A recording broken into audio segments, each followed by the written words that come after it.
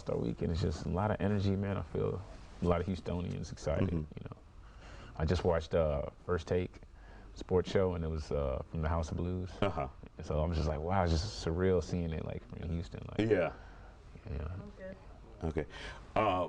First of all, how y'all doing? You recently released your EP. Tell me about the EP release. Yeah, I released the EP, and a lot of fans was wondering, like, why is it an EP? Why release a shorter body of music? Because I wanted to release something to kind of warm fans up, to kind of give them an idea of what type of music I'm doing right now, but also I didn't want to give them my full album. So, you know, I know a lot of artists put out mixtapes and albums before their albums, and they give people a whole bunch of music. My idea was basically just to give them a good body of music that was just a sampler almost, you know. And I plan to release a whole bunch of those leading up to my release of my album.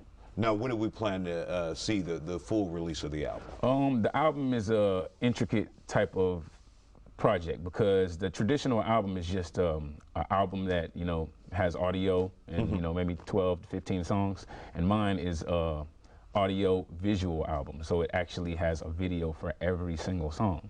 So there's this plan that I have in mind that I just don't want to tell people yet until the right time, but they'll know. It's just a bigger type of project, to where every single song there's a visual that represents, like, I'm not saying like I go stand in front of a green screen and just rap real quick. It's like carefully thought out, where we're hitting these different places in the continent, on the country. We're going to Iraq and we're in Dubai, and everything leads into each other. It's just this story, and it's pretty ill. So I have to set that up the right way. So. And I saw the first video, and it tells a story with the police officer. Yeah. How important is storytelling for you in your music and in your videos? For me, it's very important, because it shows a different side of you as an artist. Like, anybody can put words together and make words rhyme, but when you can actually make a story and keep the listener interested throughout the whole story, then that's incredible to me. You know, there's people that I look up to, you know, Jay-Z, Tupac, all artists like that are very, very good at, you know, keeping a listener engaged. And I think that's a skill in itself. So I try to do that from time to time. Now, do we continue on from that last video and last song? Because at the end we see there's a question on whether you're shot and left dead. So does it continue on, or do you just move on to the next single and the next video? Well, that video that you're referring to is called Show Love, and I released a video called Show Love. Just standalone song. It's not for my project. It's just something just to test the waters, because I believe that with this new album, I want to master the art of cliffhangers. You know, I look at these women and they watch all these shows, Twilight or whatever they watch, you know what I mean? And you know, even with soap operas, before the commercial happens, it's just that moment where you're like, wow, what happens? You're waiting to see the rest of it, and that's what I want to do with the album. So each song is kind of like, at the end, there's the cliffhanger, and it makes you want to see the next one. It makes you want to go to the next one, and they all lead to tell this story, in the end is the final result. And I think it's kind of like, I try not to explain it too much, because some people be like, man, you're losing me with all this brain surgery. I just want to present it to them in the right way. So. Well, that you was see, just I was interested. I wanted to know what happened to you at the end of Slow Love. Yeah. Actually, that was just a sample. I put that out there to kind of see people's reactions and see what they would think, and that's what I want to do. I want to raise a bunch of questions, like, okay, what happens next? You know what I mean? If I can make the listener think like that, then I think I've got them, you know? So that's the goal, to put out something that's compelling, that sounds good, and then when people see the visual, they're wondering all kind of things, like, who's paying for this? How did he get the helicopter shots? You know, is he really standing in the middle of the desert? Is he sitting in Saddam Hussein's, you know, palace in Iraq, you know? Because we have some crazy stuff like that on the album, and I just want to present it the right way to the world, you know? Because I'm an independent artist, and I balance, you know, being that and being an artist that people look at as a major artist. So, you know, it's a tough thing to get it to the world, and I have a plan that I'm going to put in place. One of the things you mentioned earlier was you wanted to test your new sound. Yeah. What sound are you going for in this? In listening to Slow Love, it almost had that 70s feel to it. But your EP, what sound are you going for in that? Well, the EP is available right now. I just released it. You can get it on iTunes. You can get it on Chamillionaire.com, my website, which is a home base for everything I do. And the first EP was really just a sampler almost. It has a bunch of like different sounds on there, all still represent me, but just kind of to see what people like flock to the most. And there's a song on there called Slow, Loud, and Banging, which a lot of people seem to really, really like, you know, with electric guitar on there. And I think that's the sound that a lot of people are really, really excited about. So I'm excited to hear that because I know I have a lot of music that represents that type of sound. So when I put out these EPs, it's to give my fans that have been waiting so long something to listen to, but at the same time, you know, I'm still like doing research to see what they like, you know. And I assume from that, what your fans want and what they feel about your music is important to you. Yeah. Oh yeah, definitely. I was at the barbershop last night and everybody there was like, man, Chamillionaire, you know, we've been listening to you for so long, we feel like you need to put out more music, you know. You don't give anybody else a chance to come in and take this spot that we think that you deserve because you've been doing this so long, you know, you represent us and the black culture, right? And they were just telling me a whole bunch of stuff like that, and it just gave me a different outlook because, you know, a lot of times music can be selfish, you know. You do certain things or don't do certain things for your own personal reasons, but then when you look and see how much it affects other people, you're like, that's the motivation that makes me want to be like, all right, you know what I mean? Because they're telling me moments in history and things that I put out that made them feel a certain way. I didn't know when I was doing whatever I was doing in the studio that in that barbershop they would be listening to that exact song and quoting that exact word that I said. You know what I mean? So that's powerful, man, and I love that, the challenge of that. When I go into my music now, I'm thinking about that, like, man, this person might be, or this soldier that I see from Iraq who's deployed, who's telling me he's listening to the song every day. You know what I mean? That's what I'm getting a lot of on the EP now that I just released. A lot of people are saying this song made me feel a certain way, and I'm like, wow. So I'm excited about the possibilities in the future, you know? When you said you went into the barbershop and they said don't let anyone take your spot, but are you concerned about oversaturation, just putting too much out there? I think hip-hop in general right now is at a place where that's the nature of the business right now. Everything is oversaturated, you know? I get on a plane and I'm on my flight and, you know, they look next to me and the guy with the cowboy hat, he's a rapper too. And he's got 10 mixtapes that he dropped, you know what I mean? So it's like, you have to find a way to find your own lane, and that's my thing, you know. I know I don't put out as much music as everybody else.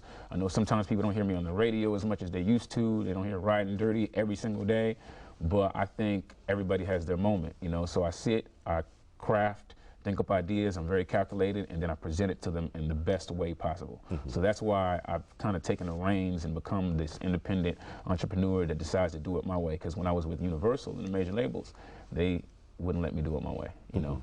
And I'm good with compromise, but sometimes compromise can turn into a vision that's not yours. Are you comfortable with being able to say, at this point, it may not be my time, so let me wait and feel the fans, feel the public, and see what they want? That's definitely what I'm doing. A lot of people kind of don't understand my motives because they're like, why don't you just put out? Why don't you do this? Why don't you just go put this video on BET? Why don't you do all that type of stuff? And I believe that, you know, people have different opinions about how do you cook a cake. You know, some people want to turn the oven on super hot and just cook it quick, and some people want to turn it on slow and let it build, and, you know, that's the way I believe you do it, you know. I believe that when you take a hiatus and you have to come back and warm yourself and reinvent yourself and establish yourself with the consumer, and that's what I'm doing. I'm putting out enough music so that they'll feel comfortable enough that when it's time to purchase an album, because in the end, this is what this is all about. I wish I could just spend $100,000, $200,000 doing all these albums and give them away to the world for free. I wish I had an unlimited amount of money. That would be awesome. But, you know, unfortunately, it's a business and you got to make money, you know. You also mentioned that now you're an independent artist. Does it make it that much more difficult for you to do what you need to do, or you have the freedom and it feels better? It's definitely a lot more difficult, but I came from independence. You know, before I ever signed a deal with Universal, I was, you know, an artist in Houston, like visiting all the clubs when I used to have Jamaica, passing out my demo and selling CDs independently in Music Depot and Soundwaves and all the stores in the city. You know, that's what I did. I came from that, so I'm comfortable in those shoes. And then I got a major deal, and, you know, my independence helped me to go have success in the world because I already knew a lot of the business. And then now to be put back in that position, it's a lot tougher because now you have a lot more fans and a bigger audience and a lot more things that people expect out of you. When I was independent, I could afford to fail. But now when you're on a major, they're like, you know, every step counts. You know, if your single doesn't hit a certain point on the radio, then they look at it as a failure. And when you're an independent artist and that happens, everybody's like, wow, your song's on the radio. So I understand that, and that's why I take my time and make sure every move is calculated. And at the end of the day, this is all my hard-earned money that I'm using. It's not like I'm going and getting some budget from somebody. I'm completely using my own hard-earned money. So you take it a little bit more serious when it's your money. You know what I mean? And that's why I'm making sure that the music is the way I'm comfortable with it, regardless of how long it takes. And I'm at a point where I'm feeling like I'm getting there right now. Are you getting the support you think you need and deserve here in Houston when it comes to radio? When it comes to radio, I know everybody has a bunch of different opinions about radio, and they say, well, oh, maybe they're not as supportive as they used to be, and honestly, my honest feel about that is I never ever, when I was independent and I was the struggling artist trying to come up and put my buzz out in the city of Houston, ever really focused on radio like that. You know what I mean? I think things are destined to happen once you create enough energy. And I believe that I'm capable of that. I believe there's a lot of talented artists in the city that are capable of that. You create the energy, you create the fan base, and everything else falls in place. Everybody else comes. The radio is not gonna not play a song that is super hot in the streets of Houston. They're going to. You know what I mean? And that's what I believe. I believe that you have to do the groundwork. You have to do a lot of groundwork and command respect. And even me, I don't think I'm held to any standard where I've already done so much that they have to play every song that I play. I just don't believe that, so it's hard for me to get mad at the radio station, you know what I mean, because I don't believe they dictate my future, you know what I mean. I believe it's in my hands. Are you comfortable in the place that you're in now? Somebody asked me that the other day, am I comfortable in the place that I am now? And I say, yeah, I think right now I'm where I want to be, because I see, I see progress, I see, a lot of opportunity. And then I have so much more information now. Being on the majors and learning so much, like I just did a deal with Volkswagen Global, and they called me and personally do a deal with me. When I was independent back in the days, I couldn't do no stuff like that, but now I'll do that nowadays because of everything I've learned, because of everything I've went through.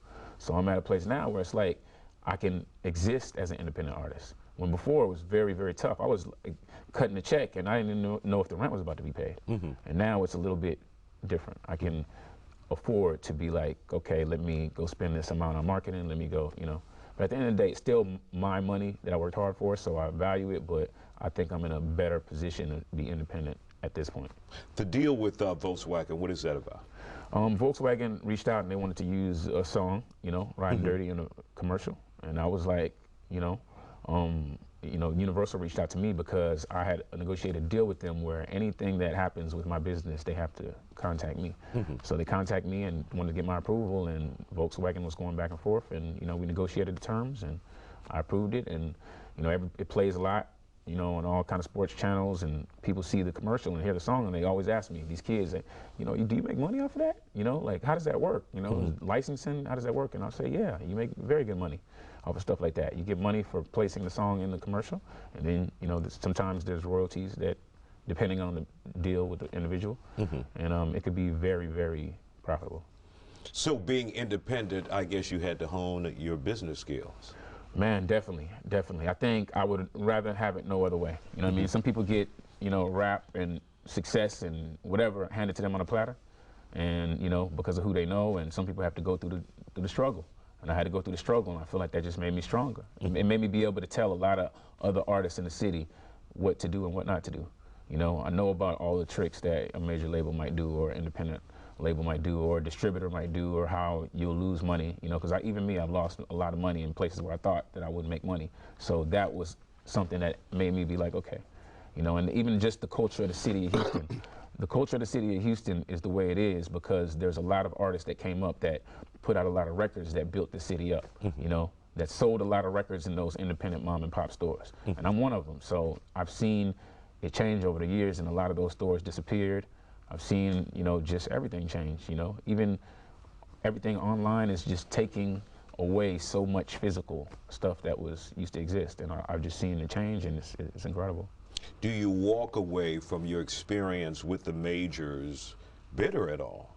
Or at one point, I could have walked away bitter. I actually told myself, I don't want to be this artist that's bitter, that's complaining, always talking about the majors or the radio. That's why you don't really hear me do that much, because it takes a lot of energy to be angry.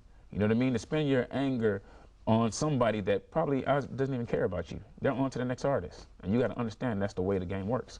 So your best bet is to spend a lot of time focusing on what you can do to progress.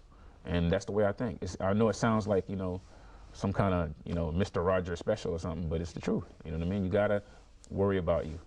And that's what I try to do. Okay. And back to the beginning again, the sound that you mentioned, how would you describe the new sound or the variant sounds that you're trying to put out there to the public? Well, the one thing I would say about my sound is it's kind of difficult when you're me, because I believe, and I hear this from a lot of fans, that I'm a very versatile artist. So I can blend in on all kind of different sounds, and that can be a gift and a curse, because if you ask, you know, do you know 50 Cent sound? Somebody can tell you a beat and say, hey, that sounds like a 50 Cent beat, but nobody can say, hey, that sounds like a Chamillionaire beat, because Chamillionaire hops on all types of sounds. And so the question of putting out all these mixtapes and all these EPs was always to kind of get an idea of what sound these people like. And luckily, the type of stuff that I really like, that I really think, okay, this is what I'm gonna do in my side project as my album, and I really believe people will like this. Let me put out a few teasers and put a couple of songs on there that I think represent this sound, and let's see what they like. Most of the fans and everything I'm seeing is drawing back to the songs that match what I'm doing. So it kind of lets me know, like, okay, you know, there's validation there, like, okay, that I'm doing the right thing. If you like that song, when this album comes out, you're gonna love it, because it's filled with sounds like that that are better, in my opinion. You decided to, I guess, release the EP and debut your video on, I think, BET 106 Park, yeah. all close to the All-Star here in Houston. Why was that important? Well, All-Star Weekend is a big thing for Houston. You know what I mean? We had it before, you know, and I think everybody underestimated the power of it before, you know, and now everybody's taking it a little bit more serious, you know, like so many people are hitting me and coming to the city, and artists are more prepared and getting prepared in advance. Like, I've heard artists talking about getting ready for All-Star Weekend, like, it was 6 months back, you know what I mean?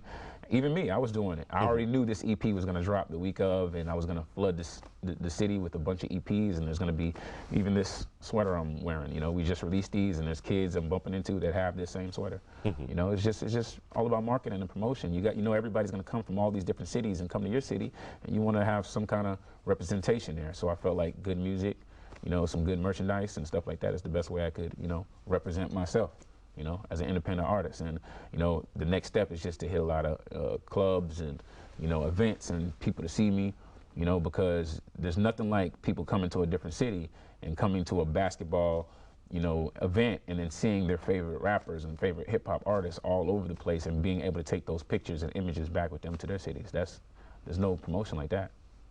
Got it. Anything else you want to add or say?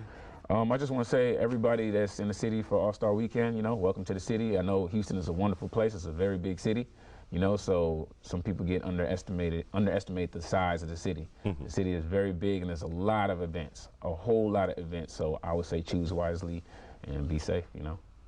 Got it. Yeah. Darlene, you want to get a couple of cutaways, and we're done.